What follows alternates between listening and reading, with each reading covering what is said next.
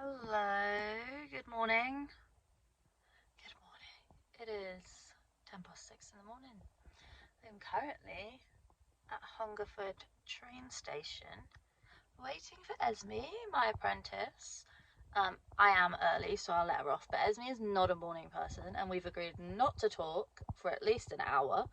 But we are going to London, to Guildhall in London for a Qest and I think it's RWHA, I'll put it here, a luncheon basically for Esme's apprenticeship, other people that have apprenticeships and scholarships through the Queen Elizabeth Scholarship Trust. And yeah, we've been invited to this fancy luncheon, and Esme gets to display some of her work through her apprenticeship and I get to go and enjoy some food. So yeah, I can't say I'm particularly thrilled about being awake this early. We have to be there at 8:30 in the morning, and it's in London, obviously, and I think lunch is at 1, so I don't really know why we have to be there that early. I don't know. Well, I do know because they sent a timetable, but I don't know why I need to be there that early, but I'm gonna be there that early because they've asked me to be.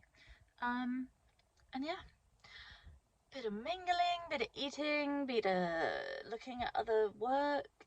Yeah, we'll see how it goes, but I will do a little video for the ride. You guys can come along, but yeah, we will see how it goes. I'm waiting for my train. Most exciting, there's no cash, it's all card.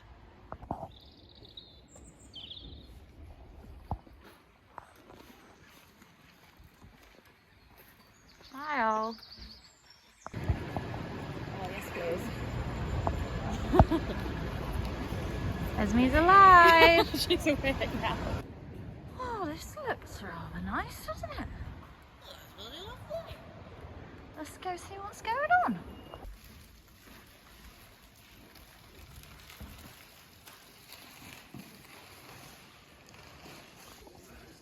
Here's Esme's things.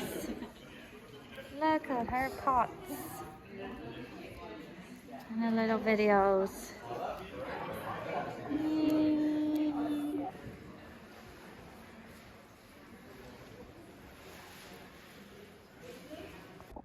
So this is the old Roman Colosseum that they built on top of. Built the Guildhall on top of. Look at all the bricks.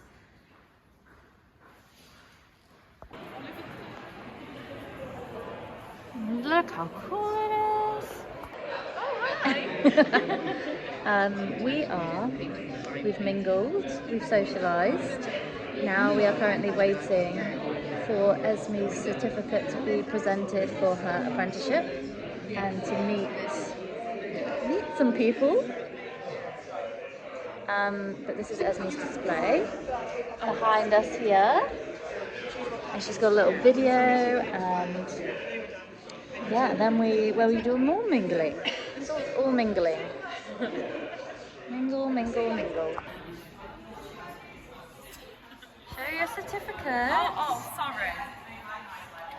Look at that. Apprentice of Ceramics.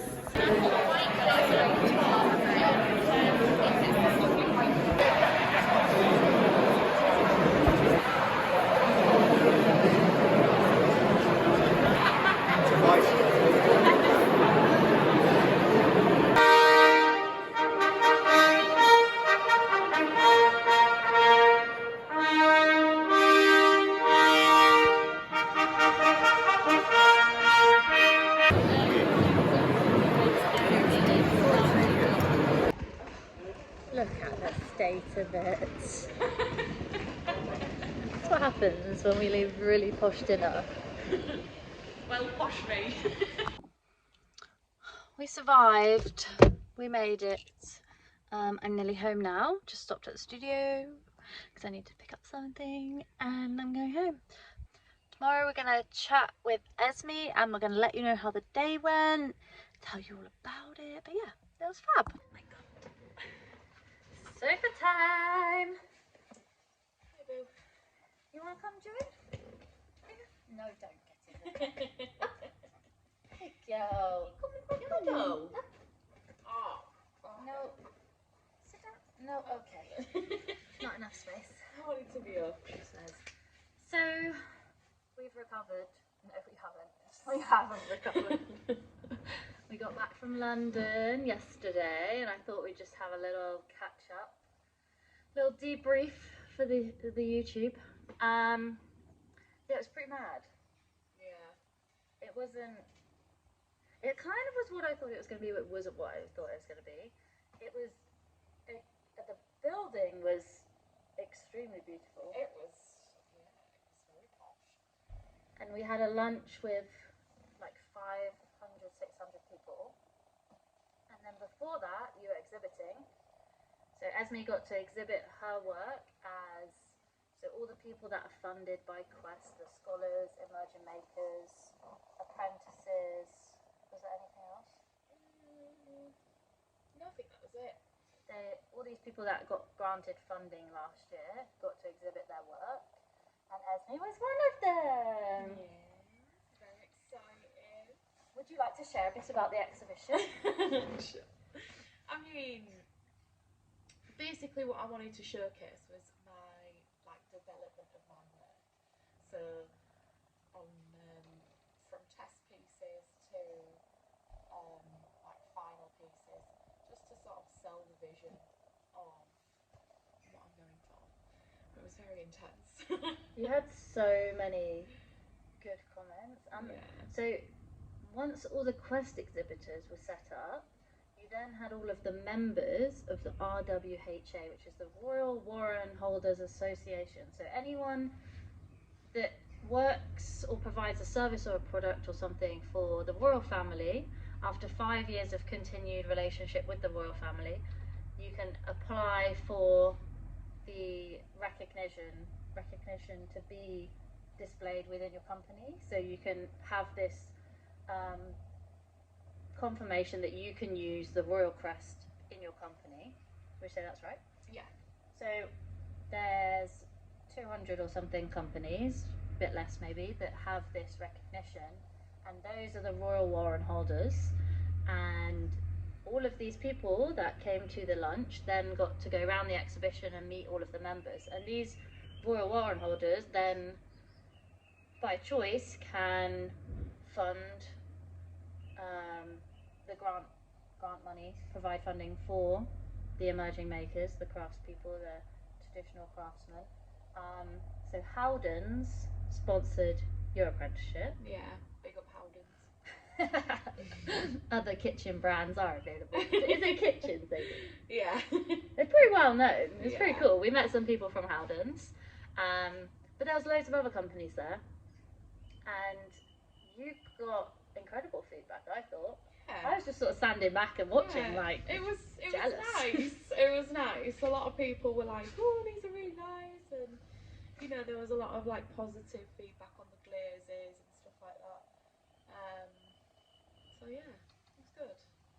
There was a lot of interest as well. Like, it wasn't just like, oh, they're having to look around this rubbish little art show before. Yeah, they were actually looking and seeking opportunities. I think. And someone, I can't remember her name. We got introduced to so many names and so many people. But someone works for Grace and Perry who was talking to you. Yeah. And a guy gave you his card and was like, email me. Have you Yeah, still got it? yeah, I sold a piece. But yeah, they were actually asking questions about how you got into ceramics and they seemed to be quite interested in the ethical stance on it all and environmental and stuff. So it was it was quite refreshing, really, for people to be to sort of fully understand the price point of the piece and not feel limited by that, which is not be sorry, is that price for 1 or 2 mugs? Yeah. It was really different. We were speaking to 2 ladies who worked with ensuring companies were meeting a net zero target within the Royal Warrant Association. So they didn't actually have a Royal Warrant Holders accreditation. Yeah, it's really hard to get all these words out. But they work with the companies to help them achieve net zero. So we were talking to them about like pottery materials and how things are mined quite badly now. And yeah, cycle of a mug. Yeah, I thought that was interesting because like I don't think they work with any schools. I enjoyed chatting to them, and the feedback you got I think was so good. Has it made you like think of any further development within your business? Has it made you? Is it too soon? We're still.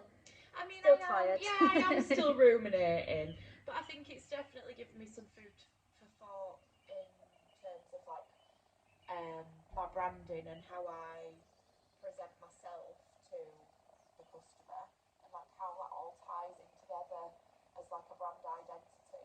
And maybe who your customer base could be. Do you want to go grab your big pot? So like the stuff I think you were doing, well, when you first came here was very different.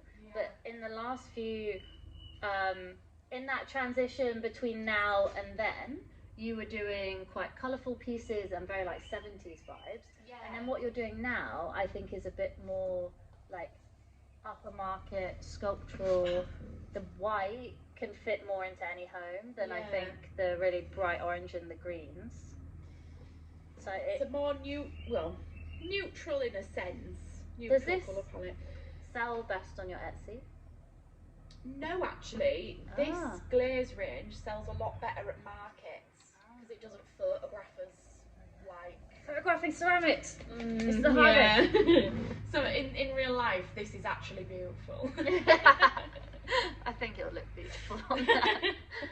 But yeah, so Esme had all of this stuff and the development of this on the display, which you probably would have seen earlier when I compiled this video together. But and I think that was right to display that because I think that connected more with the customer base. That was at that event. Definitely. And now it's like, do you go in that direction?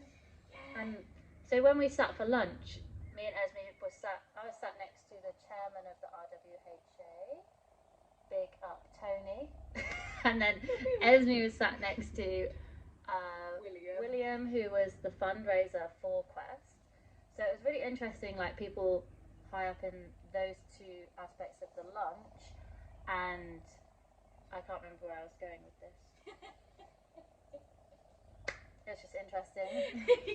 I really enjoyed talking to them because they had a different insight. Obviously, the experiences they've both had, they were both older than us. They worked in many different roles. Tony's worked in very high up roles in John Lewis, and like getting advice and feedback and seeing how the whole system runs around the RWHA and Qest and stuff. It was really interesting. I really enjoyed getting to know like what that sort of person values as well, I think is quite important. We were talking about birds. Nice. With Tony.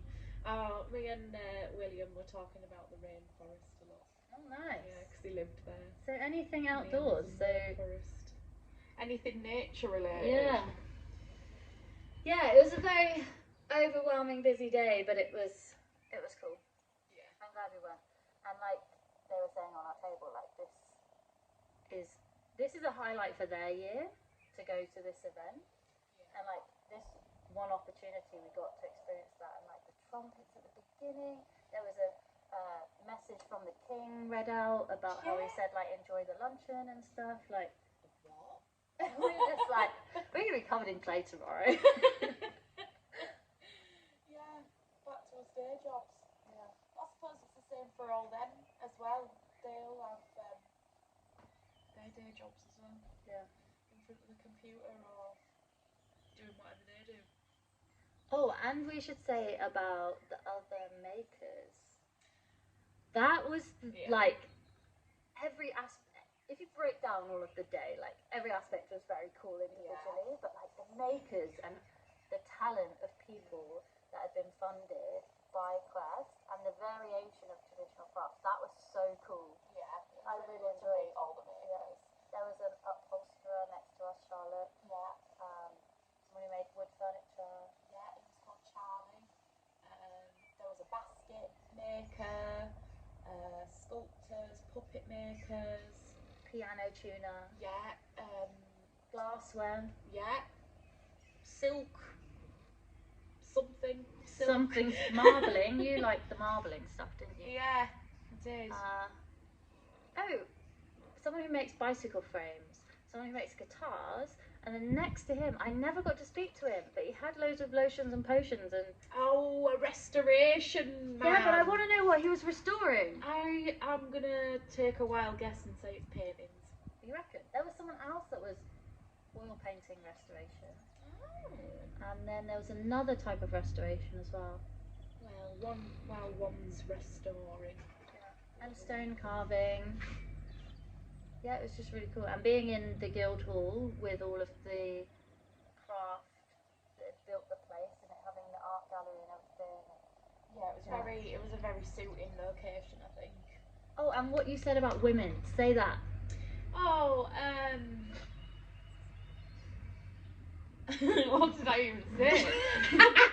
About women being... It was really exciting to actually see that, like, a lot of the people that are carrying these crafts on are women, and they're the ones that are, like, carrying the torch, if you will. So it's nice to see that transition from, you know, craft people like Bernard Leach or William Morris. All that beautiful detail is now being carried forward by a lot of women. That's really exciting, because that's something that we wouldn't have had an opportunity to do 100 years ago. Yeah. Mad. Yeah. Or even 35 years ago when Qest started. Yeah. Like, yeah. Yeah, they said Qest had funded 900 makers. Yeah. And you are one of them. One of them. Mad. Insane. In the that's memory. Cool. Yeah, it's very cool. I found it very surreal walking round and like looking at all this beautiful high quality work, and then like I was grouped in with them. I was like, oh my god. I was jealous. I was like, I want to have a display. I want people to come and tell me nice things.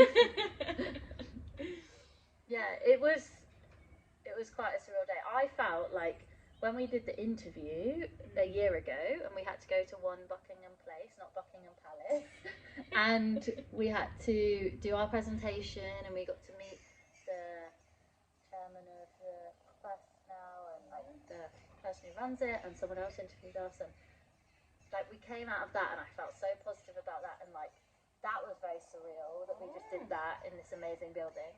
And then now moving forward a year, and we've just gone to this luncheon, and there's only 6 other people that were apprentice funded. Yeah. And I was like, very proud of us for that. So I was like, we did it. Like, we did a good job. We did a good job. We can say that. We did a good job. Yeah. Yeah, it's cool. Just mad. And then also seeing your development in the last year. Yeah. I think that it sort of rounded up that as well. And then on to the next year. Yeah.